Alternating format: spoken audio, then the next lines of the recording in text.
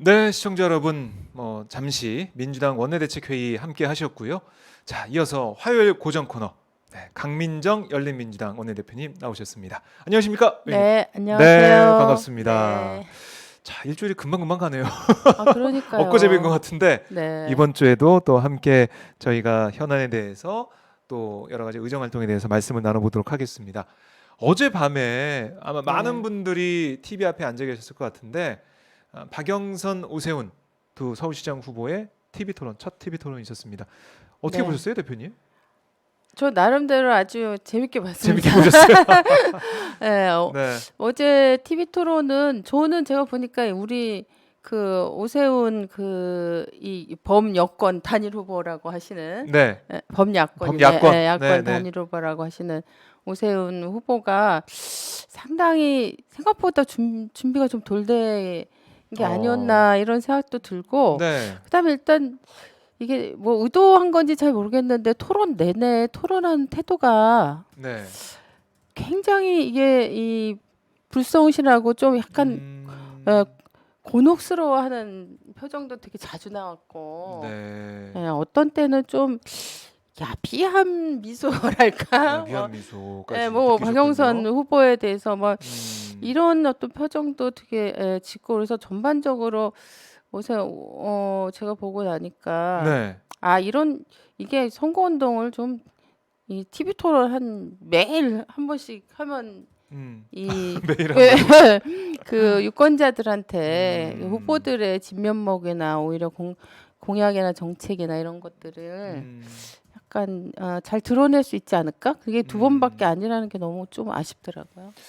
오늘 예, 또 있는 것 오늘 같아요. 밤에 네. 선관위에서 주최하는 토론이 있긴 한데 어제 뭐 부동산 문제, 코로나19 네. 대응 문제, 뭐 보육 문제 여러 가지 이 주제에 대해서 공방이 펼쳐졌는데요. 특히 뭐 음. 부동산 문제가 어떻게 보면 가장 핵심이니까 음.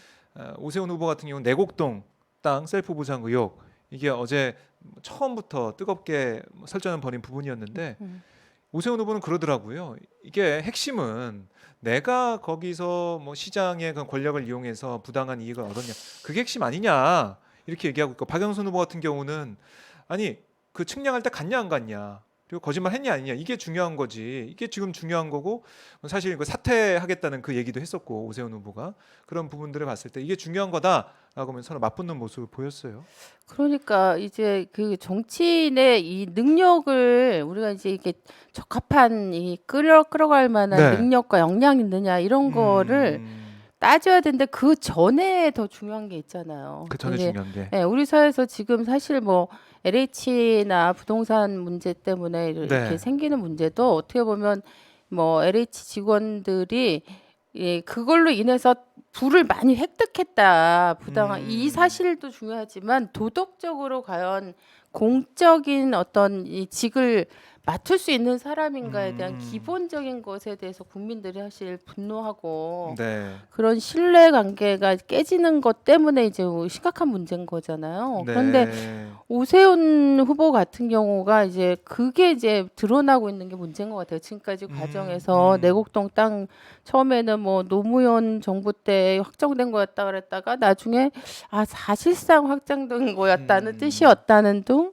또 그다음에 뭐 나 몰랐다고 존재 자체를 얘기한다든지 몰랐다는 거잖아요. 그랬다가 그 또 땅을. 다시 재산 신고할 때 다 그게 두 번이나 이제 네. 신고 건수로 했죠. 들어가 있다는 게 서류가 또 나오니까. 드러나고 그리고 지금은 또 이제 측량 현장에 있었느냐 없었느냐가 그 또 이제 다 증인들이 막 나오고 있잖아요. 속속. 복수의 증언이 나오고 있죠, 그렇죠. 지금. 이미 세 명이 세 명, 나왔잖아요. 그 당시 사실 오세훈 후보는 거의 연예인이었잖아요. 연예인 TV도 나오고 CF도 그럼요. 찍고. 연예인급이었기 때문에 사실은 이 일반 국민들이 오세훈 후보가 그때 떴다 이러는데 그걸 딴 사람이랑 착각할 가능성은 되게 없다. 특히 이제 한 사람이 그렇다면 이게 착각일 수 있는데 네. 지금 세 사람이나 각각 다 달리 서로 관계가 없는 얘기하는데, 사람들이 그렇죠. 내용은 나 이제 비슷해요. 오세훈 선글라스, 봤다. 하얀 바지. 옷도 뭐 어떤 옷을 입었고 네. 선글라스도 꼈다 이런 얘기가 이게 그냥 어떻게 뭐 의도적으로 입을 맞춰서 할 수 있는 얘기가 음. 아니잖아요. 근데 이렇게까지 왔는데도 네. 아니다라고 아하. 얘기하니까 네. 사람들이 아 진짜 저 사람은 그냥 음. 기본이 안 돼 있는 사람이네. 기본 어떤 음. 최소한의 어떤 이 공직을 맡을 이 정직함, 윤리의 네. 기본 이런 것들이 안 돼 있는 사람이네. 이렇게 음. 얘기를 할 수 있을 것 같아요. 그리고 요번에 그 측량 네. 측량 그 결과에 도장을 누가 찍었느냐 또 아, 이거 예, 가지고 예. 또 어제까지만 해도 오세훈 후보가 되게 당당하게 얘기를 그 서류 보면 했었잖아요. 된다. 서류 보면 다 그랬잖아요. 나온다. 네. 니네 다 음. 뒤집힌다 이렇게 얘기했는데 그것도 보니까 이제 장인이 찍은 걸로 확인이 됐잖아요. 네. 예. 그러면 만일의 경우 이게 그 오세훈 후보가 말한 것처럼 자기 처남이 갔다면 그거는 처남이 찍어요, 처갓집의 사실은. 장인 어른이 자기 자녀들한테 상속한 거고 그러면 그 처남은 그 땅을 상속받은 소유권자고 그런데 장인이 도장을 사인을 한다는 게 합리적이지 않죠. 상식적이지 않죠. 그러면 처남이 갔으면 내가 당연히 그렇죠. 사인을 하고 확인 음. 권한을 상속권자로서 권한 행사하는 게 너무나 상식적이고 맞는 말인데 장인이 도장 사인을 했다는 건 이건 또 뭐냐? 네 그 오세훈 후보가 한 말이 네. 계속 지금 사실 박형준 후보도 까도 나와 까도남이 양파 후보라고 네, 민주당에서는 근데 이게 비판하더라고요. 오세훈 후보는 제가 볼 때 네. 뭐 굳이 여러 개까지 않아도 하나에 대해서 계속 자기 말을 뒤집고 다른 그 명분으로도 또 이거를 변명해야 되는 상황이 네. 계속 생기니까 또 다른 종류의 그 하여튼 이건 까도남이 아니고 뭐라 그래야 되나? 그러니까 자신이 처음 했던 말을 그 계속 뒤집는 계속 그렇죠. 이게 어떻게 보면 흐름을 좀 보면 거짓말 낳는 그런 그러니까 모습을 이거 볼 수 있다는 진짜로 거죠. 이 경우에는 제가 볼 때 어쩔 수 없이 MB가 소환되는 것 같아요. 그 새빨간 거짓말이다 이렇게 너무나 그 당당하게 그러면서도 막 그냥 입에 힘을 팍팍 주면서 눈에 힘을 팍팍 주면서 얘기했던 그 장면이랑 너무 오버랩되는 거예요. 네. 그러니까 이게 MB 시즌 2다라고 얘기도 나오고 그렇게 네. 회자가 되고 있는 것 자체가 이 사안들 어떻게 보면 오세훈 전 후보 전 시장 오세훈 후보 같은 경우는 이명박 정부 시절에 서울시장을 했고 어떻게 그렇죠. 보면 MB의 MB 키즈, 신을 받았다 MB 키즈, 키즈라고 보여지니까 얘기했었죠. 그 상황 자체가 또 비슷하게 흘러가고 있다는 지적이 나오고 있는 것 같아요. 아니 그러니까 네. 이게 10년 동안 그렇게 사퇴해서 본인 어제 박영선 후보도 얘기하던데 네. 또 다시 보궐선거 치르게 한 원인 제공자로 그렇게 정치권에서 사실 이제 사라져 있었다면 그동안에 그 최소한의 뭔가를 갖추는 훈련이라도 하고 학습이라도 하고 나와야지 어찌하여 10년 만에 등장했는데 네. 이렇게 똑같은 제가 볼 때는 이명박보다 더 수준이 떨어지는 거짓말 네. 기법인 것 같아요. 아니 이명박은 그래도 막 아주 싹 잘라버렸잖아요. 완전히 단호하게 나 아니라고 오리발 싹 내밀었는데 오세훈은 아주 계속 지저분하게 찌질 계속 확실하게 그런 걸 보면 참 이게 약간 급이 역시 이명박의 밑에 놀던 급이구나 거짓말 또 그런 걸 쭉 생각이 봤을 때 그런 그런 생각이 느낌이 들어요. 그런데 든다. 이런 상황에서 참 우리가 이제 선거를 치러야 한다는 게 약간 그래도 이 재보궐 선거 자체가 어떻게 보면 투표율이 이렇게 높은 상황이 아니고 또 전문가들 얘기 들어보면은 뭐 조직력 그러니까 여론조사가 아무리 수치가 이렇게 나오더라도 투표장에 정말 그 사람들이 나올 것이냐 어느 정도의 지지층이 결집해서 나올 것이냐 이게 중요하다 하더라고요.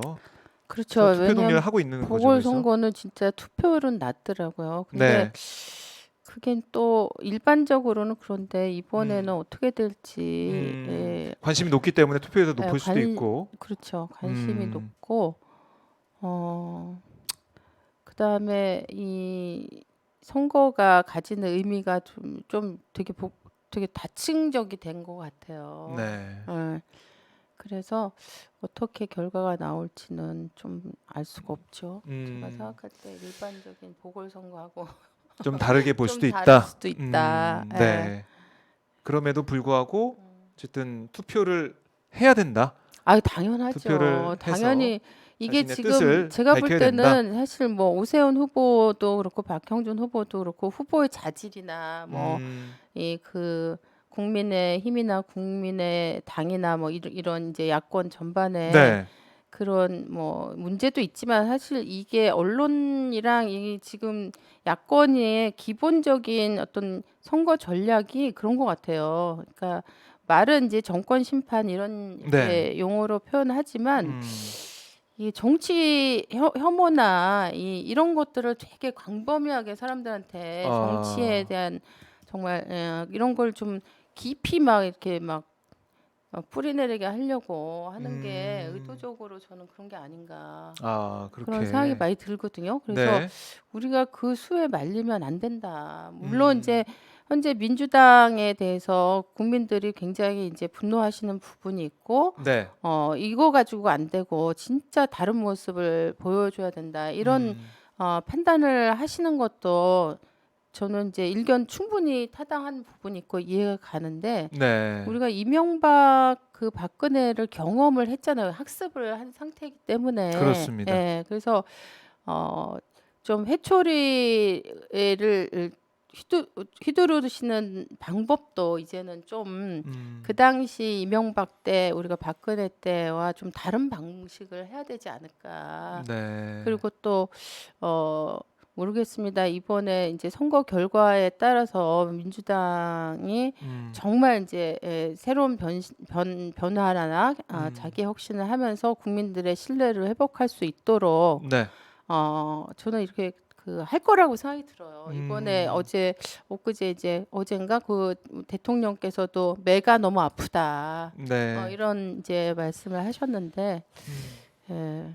그런 부분들까지 다 좀 우리가 판단을 하면서 음, 어떤 일이 있어도 투표장에 나가시는 게 되게 중요하지 네. 않을까. 예. 투표는 뭐 예, 우리 절대로 민주 정치 시민들의 혐오는 우리 찍을 놈이 없어. 이런 나 진짜 뭐 별 관심 없어. 희망이 음, 없어. 이렇게 이제 생각하시는 분들이 네. 예전보다 많아진 것 같긴 한데 그런 음, 거를 이겨내는 게 유권자의 또 몫이 아닌가. 네. 예, 그렇게 그렇습니다. 생각합니다. 우리 투표는 예. 우리의 권리니까요. 네. 자, 선거 얘기 좀 해봤고 결국 투표가 이긴다. 뭐 이런 음, 말로 정리를 해보겠습니다. 네.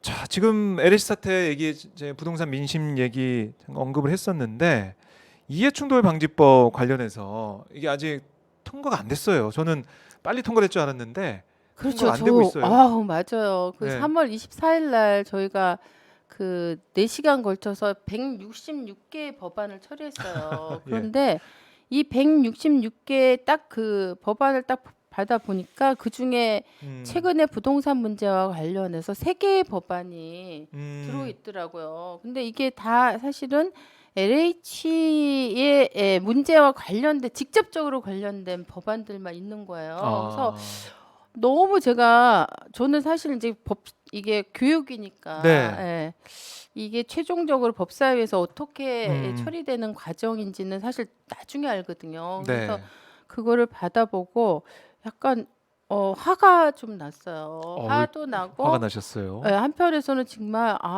우리가 이렇게 하면 안 되는데 너무 좀 부끄럽다 이런 생각이 들었던 게 음, 뭐냐면 정말 급한 법이 뭐 지금 예, 국민들한테는 LH 직원들에 대해서 이걸 처벌하고 금 예방하고 이런 것도 물론 필요하지만 음, 그 사태가 일어난 근본적인 문제들을 사실은 막을 수 있는 법안들이 되게 많이 나와 있었잖아요. 네, 공직자윤리법이나 이 공직자 이해충돌 방지법이나 이런 것들이 이 LH 사태가 일어나고 난 다음에 되게 많이 이제 제안이 되고 또 발의도 또 많이 되고 개별 의원들 차원에서 음, 근데 이런 법안들이 이제 빠져 있었던 거죠. 그래서 음, 어 그랬는데 이제 나중에 그 얘기를 들으니까 이제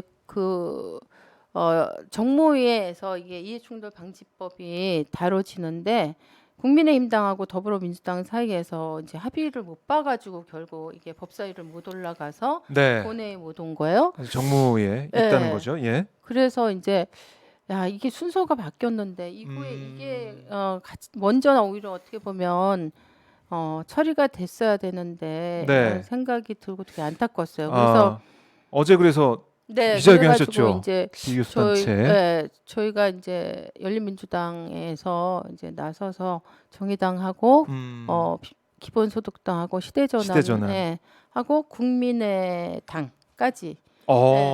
왜냐하면 그래요? 우리가 지난번에 300인 국회의원 전수조사를 그때 또 한 번 맞습니다. 제안하는 제안하셨죠. 기자회견 했었는데 네네. 그때 국민의당 권인희 의원도 참여를 했었어요. 그래서 이제 한번 제안은 해봤죠. 그래서 네. 어쨌든 다 제안을 했고 그래서 이제 이해충돌 방지법 이거 빨리 긴급하게 처리하자. 제정해야 제정해야 된다고 된다. 우리가 한 목소리를 내자 이렇게 네. 해서 같이 이제 의견이 모아졌고 그래서 어제 이제 기자회견을 오전에 했죠. 근데 네.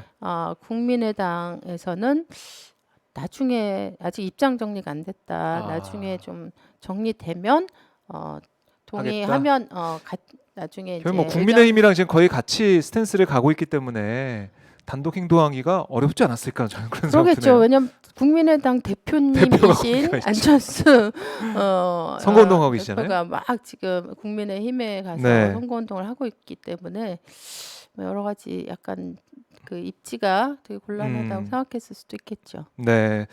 그 이해충돌 방지법 그래서 빨리 이 소모적 책임 공방을 멈추고 그렇죠. 제정해라라고 어제 기자회견 하셨는데 이해충돌 방지법 그래서 이게 그러니까 아까 뭐 LH 직원들 잡는 그 법안들만 올라왔다고 처리됐다 하셨는데 이해충돌 방지법 이게 좀 어떤 법안이고 어떤 의미를 담고 있는지 이거 잠깐 좀 짚고 넘어가죠 그러면. 이해충돌 방지법은요 네. 단순히 이제 부동산 관련된 이런 공직자들만이 아니고 네.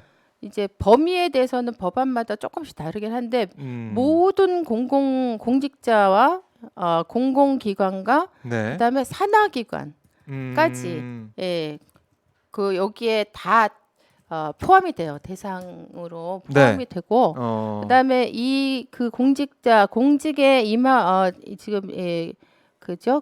임하고 있는 모든 공무원들이 쉽게 네. 말하면 공무원들이 자기 업무와 이해관계가 관련되는 거는 사전에 배제되도록 하는 게 이 이해충돌 방지법의 핵심이에요. 그러니까 그 전에 있었던 우리가 김영란법, 이제 부정청탁 금지법 뭐 이런 식으로 알려져 있는 그런 법들이 있었는데 사실 이거의 그 한계는 뭐냐면 사후적으로 처벌하는 거거든요. 사실은 김영란법 같은 경우는 이른바 그러니까 이제 사실은 사전에 그 자기가 그 공직을 이용해서 하는 걸 미리 이거를 방지할 수 있는 구조나 환경을 만들기는 사실 어려워요. 그러니까 사후에 처벌되니까 그게 겁나서 좀 조심하고 안 하고 예방하는 효과는 있지만 근데 이 지금 공직자의 이해방지 처벌법은 금지법은 사실은 이제 사전에 자기가 하고 있는 직과 관계되는 뭐 예를 들어서 어떤 전력이 있다든가 지금 어떤 관계되는 다른 업이나 뭐 이런 것과 유관성이 있다든가 이런 걸 사전에 미리 신고하고 그러면 그 업무에 결정하거나 이런 정책 협의를 한다든가 이런 거에서 배제하는. 그리고 이게 만일의 경우 그런 걸 하지 않았을 때 나중에 사후적으로 발각되면 거기에 대한 처벌도 되게 징계는 뭐 말할 거 없고 법적 처벌도 받게. 그러니까 사전에 이제 이거 못하게 이해충돌 방지법으로 다 예방을 해버리는 거죠. 박덕훈 같은 일이 다시는 일어날 수 없는 거죠. 사실은 이해관계인데 국토위에 국토위에 가 있고 멀쩡하게 가 있고 이런 것들을 아예 근본적으로 이게 금지하는 그런 이제 게 핵심이죠. 근데 이거 말씀 들어보면 안 할 이유가 없을 것 같은데 왜 안 되는 거예요 이게 지금? 이게 사실은 지금 이해충돌 방지법은 이미 국민권익위에서도 제안된 지 오래됐고 국회에서도 얘기가 나온 지가 거의 10년 가까이 돼요. 8년 넘었거든요. 그래서 굉장히 많은 공청회나 토론회도 또 많이 했었어요. 그런데 네. 지금 정부에서 국민의힘당에서 음. 이게 새로 개정하는 게 아니고 재청하는 건데 네. 꼼꼼히 따져보고 신중하게 해야 된다 이런 논리로 지금 계속 음.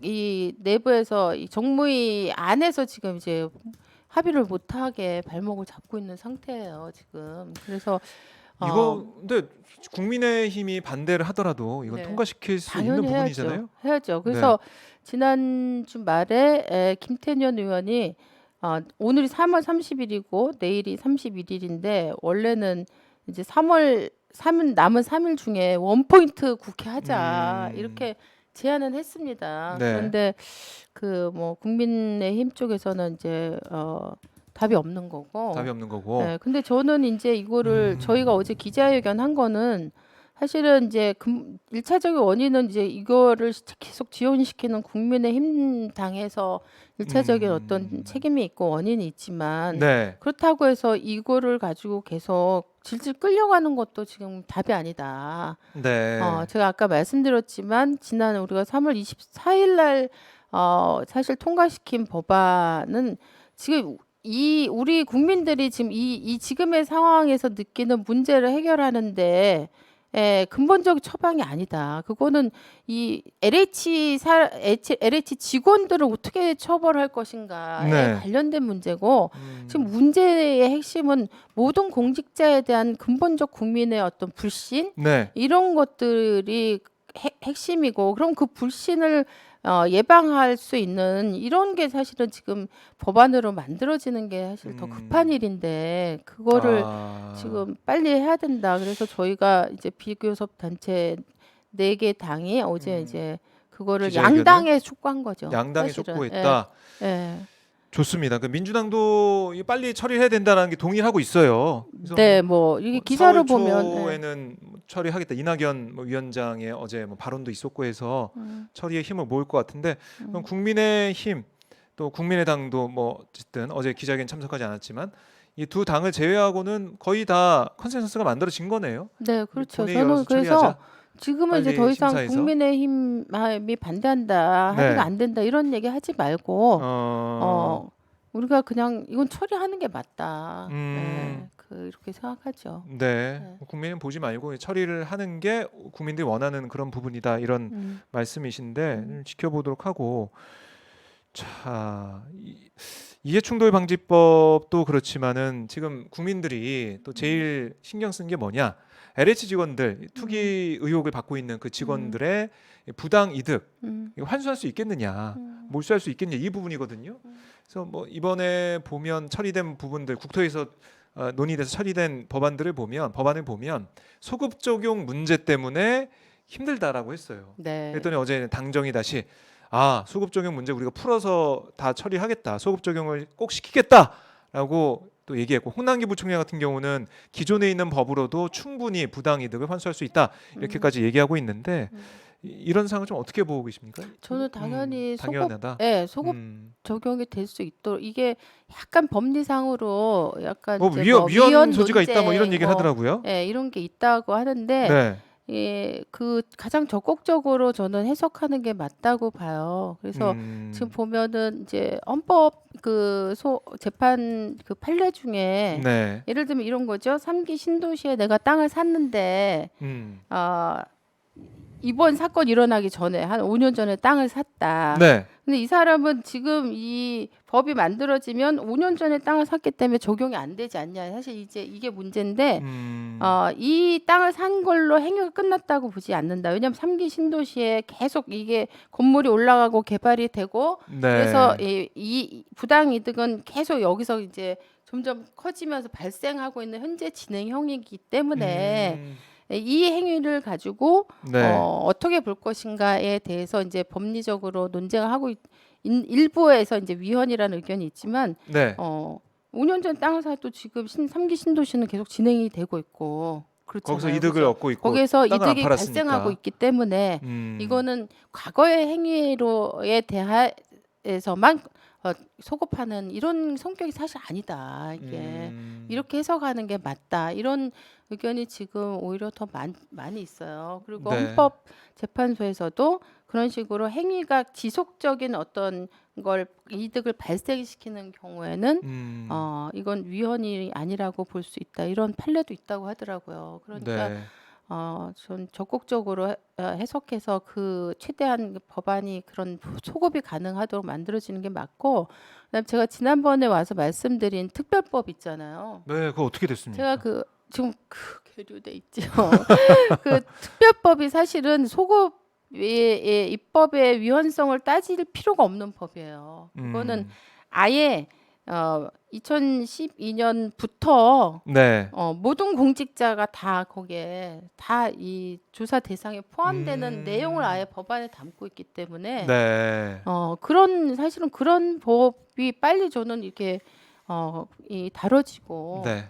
같이 가야 된다 이렇게 봐요. 그러니까 사실 국회가 국민들의 대표이기 때문에 국민들이 원하는 것들을 빨리빨리 캐치해가지고 빨리빨리 처리해 주는 게 제일 좋은데 지난 20대 국회에서는 뭐 의석수 때문에 참 어려운 그쵸. 부분이 있었어요. 그 정부 여당 입장에서는. 근데 음, 이번에는 의석수도 충분하고 음, 또 국민들의 의지와 민심도 충분히 우리가 알 수 있는 상황이기 때문에 음. 소급 적용 문제라든지 이해충돌 방지법 이런 부분들 이런 것들은 좀 속도를 냈으면 좋겠다는 생각이 들어요, 저는. 그러면 네. 그렇게 해야 돼요. 음. 지금 제가 볼 때는 굉장히 중요한 정치적인 어떤 변곡점에 와 있다. 우리가 아. 뭐 어느 당의 그 입장에서 유불리를 떠져서가 아니고 네. 사실은 저는 정치라고 하는 게 결국 국민한테 어떤 신뢰에 기초해서 희망을 주고 이런 게 이제 정치의 굉장히 중요한 역할인데 희망을 줄 수 있는 기본 토대인 신뢰가 지금 무너지고 있다는 음. 건 단순히 어느 당 사람들이 뭐 타격을 입는다 아닌다의 문제가 아니고 우리 사회 전체가 네. 굉장히 이제 이 무너질 수 있는 그런 아주 위기 상황이라고 보거든요. 그러니까 어. 이거를 뭐 단순히 부동산 문제에 대한 해법, 뭐 노동 문제에 대한 해법 이렇게 개별적인 사안으로 지금 접근할 문제가 아니다. 적어도 정치하는 사람들은 이 위기에 대해서 굉장히 깊이 고민하고 이 위기를 돌파하기 위한 자기 책임을 최대치를 저는 끄집어내서 할 수 있는 모든 것들을 해야 된다. 네. 이렇게 생각을 해요. 뭐 강민정 대표님처럼 그런 생각을 가지고 의정 활동을 우리 하시겠죠? 국회의원들이 다른 분들도. 할 거라고 네. 믿어 보겠고요. 그렇게 안 되면 우리 네. 국민들이 계속 압력을 넣고 음. 우리 혈세로 월급 주는데 일 열심히 하세요. 이렇게 외쳐야 될 것 같고요. 자, 그리고 어젠가요? 토론회 하신 게 어젠가요? 지난주 금요일 지난주 날. 금요일이었나요? 네. 예. 음. 이 코로나19 상황에서 학생들의 정신건강 관련한 토론회를 진행하셨다고 네. 들었어요. 네. 이건 어떤 내용이었나요? 지금 사실은 이제 이 코로나가 장기화되면서 우리가 너무 좀 코로나 지쳤어요. 우울, 네. 코로나 불로 이렇게 하면 안 된다 그러더라고요. 음. 코로나 우울증 이런 게 우울. 사회적으로 굉장히 많은 성인들도 이렇게 심리적인 여러 가지 맞아요. 정서적, 심리적 이런 타격들을 많이 입고 있잖아요. 음. 그래서 그게 이제 뭐 자살률 증가로도 나타나고 여러 가지 현상으로 나타나고 있는데 저는 네. 그 아이들이 겪는 그 고통과 우울의 정도, 정서적, 심리적 타격의 정도는 훨씬 성인에 비해서 크다. 근데 문제는 우리 아이들은요, 솔직히 말하면 자기 대표도 없고, 자기를 대신해서 얘기해 줄 대변자도 없고, 창구도 없고. 그렇네요. 네, 그래요. 근데 생각해보니까. 진짜 전국의 아이들이 진짜 대학생까지 피치면 1,000만이 있고 대학생을 빼는 성인인 대학생 빼면 600만의 아이들이 있는 거예요. 근데 이 네. 아이들이 정말 어떤 상태로 있는지 코로나 1년을 넘게 겪으면서 이런 이야기를 할 통로가 없었어요. 그렇죠. 근데 지금 많은 사람들이 사실은 어른들이 겪고 있는 이런 심리적인 어떤 어려움이나 이런 걸 이제 이 통계로 막 나오더라고요. 근데 아이들에 관해서는 진짜 아이들이 얘기할 수 없기 때문에 그 문제가 진짜 이 물 아래로 잠수해 있고 가라앉아 있지만 굉장히 큰 어려움들을 겪고 있어요. 네. 그래서 특히 이제 학교를 못 가면서 생기는 혼자 자기 집이나 방에 고립돼서 지내는 아이들 같은 경우는 진짜 이게 그 관계를 맺는 것을 배울 수 있는 이런 경험이 사실 당하고 있잖아요. 그러니까 그래서 코로나19 때문에 학생들이 겪는 네. 정신적인 그 고통 보통 그리고 이게 이제 또 있다는 운동도 거고. 못 하고 활동을 못 하는 데서 오는 이 신체적인 건강상의 그 징후들도 굉장히 음. 문제적인 징후들이 지금 많이 아, 나타나고 그럼 이 있어요. 문제를 어떻게 풀어야 저는 될까요? 그래서 네. 이 문제를 제가 소상공인의 고통만큼 저는 더 큰 고통일 음. 수도 있다. 음. 이런 사회적인 중요한 어떤 우리가 해결해야 될 문제로 관심을 좀 가지자. 관심을 가지자. 이런 이제 생각에서 토론회를 자리를 음. 만들었는데 네. 그날 토론회 마지막에 이게 줌으로 했습니다. 그래서 아, 이제 주문하셨군요. 국회에서 저희 발제자 하고 음. 저하고는 이제 그 국회 회의실에서 회의실에 하고 있고. 나머지 한 100여 명의 참가자들이 있었는데 다 예. 줌으로 했는데 마지막 토론자로 누가 손을 나 꼭 얘기하고 해야 네. 된다 그래서 어. 거의 끝날 때쯤 누가 이제 발언을 했는데 마침 학생이었어요. 뭐라고 하던가요? 특성화 고등학교 다니는 1학년 학생이 네. 얘기를 했는데 저는 그 얘기가 너무 막 정말 가슴이 아픈데 아하. 이렇게 얘기하더라고요. 코로나가 일어나고 난 다음에 우리 사회는 매일 언론도 그렇고 어른들도 그렇고 교육부도 그렇고 고3 얘기만 한다. 아. 우리한테는 초등학교 1학년부터 고등학교 2학년까지 고3이 아닌 나 같은 음. 학생들도 있다. 음. 왜 고3은 코로나 때도 매일 학교를 가야 된다고 얘기하고 지금도 고3 백신을 우선 해야 된다고 해야 된다 얘기하고 그러고. 모든 그러니까 그런 게 필요하지 않다고 이 친구가 말하는 게 아니고 그만큼 왜 마치 우리들은 없는 존재처럼 음. 어른들은 얘기하냐 네. 그런 얘기를 하는데 이게 진짜 그 당사자로 그렇게 음. 얘기하는 학생이 얼마나 막 그 절박함이랄까 그리고 되게 야 진짜 할 말이 없네. 우리 사회가 얼마나 입시 위주로 정말 돌아가는 사회인지. 그리고 입시가 아닌 것과 관련해서는 교육이라고 얘기하고 학교라고 얘기하고 뭐 이렇게 얘기하지만 사실은 그 많은 아이들의 존재감 자체를 우리가 우리 사회가 있는 그대로 정말 중히 여기고 평가하고 그 아이들을 위해서 무엇을 해야 될 것인지에 대해서 같이 지혜를 모으고 네. 정책을 만들고 이런 거는 정말 너무 안 하고 있다는 사실에 대해서 다시 한번 객관적으로 환기가 됐었어요. 그렇네요. 그 그래서 말을 들으니까 네. 우리가 아무 생각 없이 그냥 당연하듯이 고3에 대해서 집중하고 포커스 맞춘 이런 부분들.